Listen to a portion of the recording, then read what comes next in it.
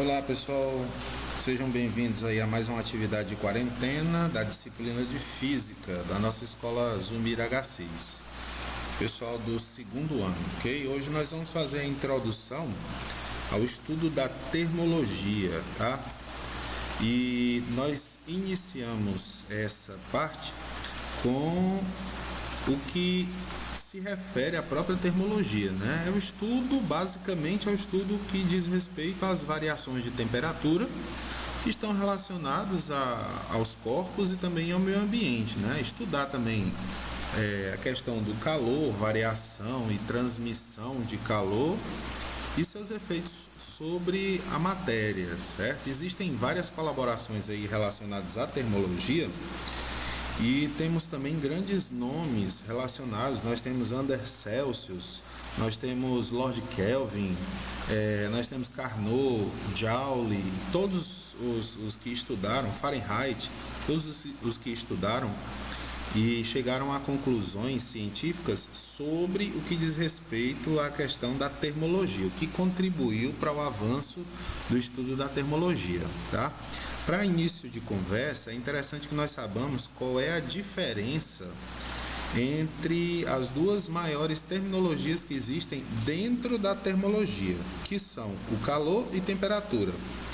Vale lembrar que, comumente, nós costumamos confundir o que é calor e o que é temperatura, tá? Basta saber o seguinte: calor é a medição, temperatura é a medição. Calor é a energia térmica em trânsito. Então existem essas definições que nós podemos carregar e que não vai haver erro, tá? Temperatura é a forma como nós medimos o grau de agitação das moléculas. Quanto mais agitadas estiverem as moléculas, mais a sensação de aumento da temperatura nós teremos. Quanto menos agitadas essas moléculas estão, maior vai ser a sensação de diminuição da temperatura. Então nós temos aí algo que é bem simples da gente gravar. Aquilo que a gente tem de sensação térmica que está quente, significa que as moléculas ou do ambiente ou de algum material estão se agitando mais. Aquilo que nós temos de referência sobre estar mais frio ou ser mais frio, significa que as moléculas do ambiente ou daquele material estão se agitando menos. Já o calor seria a energia que é gerada por essa agitação em maior ou em menor grau, tá? E ela pode ser transferida de um corpo para o ambiente, entre dois corpos, variam as situações, tá? Para medirmos calor, nós temos uma unidade padrão. Quando a gente fala em unidade padrão, a gente tem várias. Nós temos o metro para medir a quantidade de espaço, nós temos segundos, minutos e horas para medir a quantidade de tempo. No caso da medição do calor, nós temos a chamada caloria. Tanto que a caloria está relacionada à quantidade de trabalho realizado. Por isso que ela tem uma relação direta com a medida Joule, porque uma certa quantidade de calorias vai desprender uma certa quantidade de trabalho a ser realizado para perdê-la ou ganhá-la.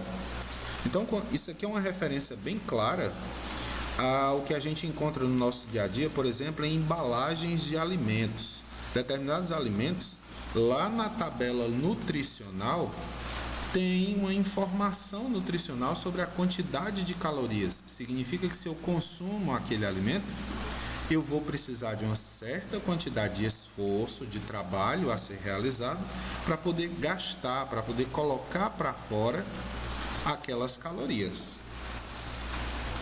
Nós temos ainda uma situação relacionada a calor, que é o equilíbrio térmico. O equilíbrio térmico, como o próprio nome está dizendo, ele vai ser aquele conjunto de situações em que, havendo transferência de calor entre corpos com maior agitação molecular e com menor agitação molecular, eles têm um meio termo, tendem a chegar em equilíbrio. Muitas vezes nós encontramos essas situações quando nós temos exemplos de que estamos num ambiente muito quente e que nós saímos de um ambiente e vamos para um outro em que um ar-condicionado esteja ligado. E aí vai haver uma mudança muito repentina de temperatura. Mas se nós deixarmos uma porta aberta ou uma janela aberta entre os dois ambientes, depois de certo tempo, o ambiente muito quente já não vai ser tão quente e o ambiente que está frio já não vai ser tão frio. Ou seja, chegamos a um equilíbrio térmico.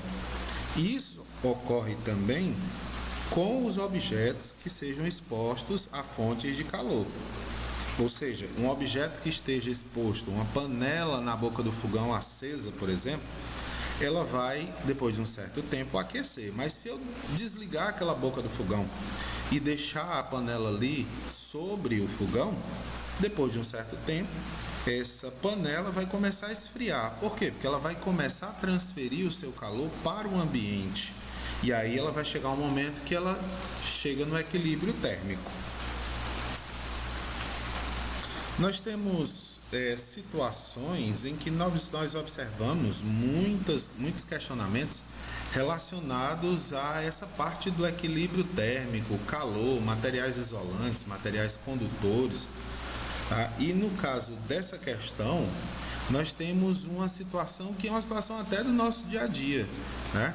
Que fala muitas vezes de nós precisarmos nos embrulhar por conta que um determinado ambiente ele está muito frio, e nós usamos alguns termos que esses termos, se fossem levados ao pé da letra, eles não estariam corretos, mas por serem do uso no dia a dia, a gente desconsidera, tá? Nessa afirmação, se diz que existem 3 assertivas relacionadas às afirmações que tem na questão, no enunciado da questão. Por exemplo, o calor é uma energia térmica em trânsito.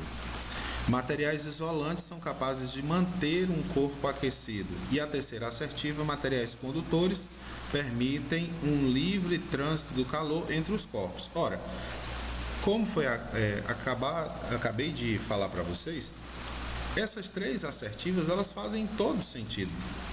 Primeiro, acabei de dizer que o calor é energia térmica em trânsito, e de fato, ele é energia térmica que pode ser transferida entre corpos, ou entre ambientes, ou entre corpos e ambientes. Sabe-se também que materiais isolantes, eles são sim capazes de manter um corpo ou um ambiente aquecido. Veja o exemplo das casas que são construídas na região sul do país, onde existe uma tendência de se construírem casas feitas de madeira, e se sabe que a madeira é um bom isolante térmico. Parecido com isso também temos a afirmação sobre materiais condutores, que são aqueles que permitem o livre trânsito do calor, que é energia térmica. Então nós teríamos aí como observação, como solução, a alternativa E, que diz que todas essas assertivas estão corretas. Uma exemplificação dos materiais que são excelentes condutores de calor, nós temos aí em quase a sua totalidade os materiais metálicos, tá? Então, se você considerar que materiais metálicos em contato com alguma fonte de calor, eles serão considerados excelentes condutores térmicos.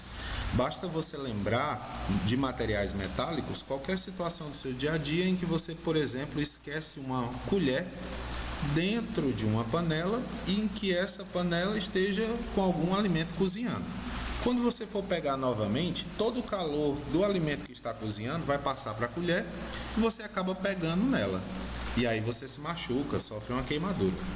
Entre os condutores, nós temos ainda, como um bom exemplo, o próprio corpo humano, tá? Materiais biológicos vivos são considerados excelentes condutores de calor.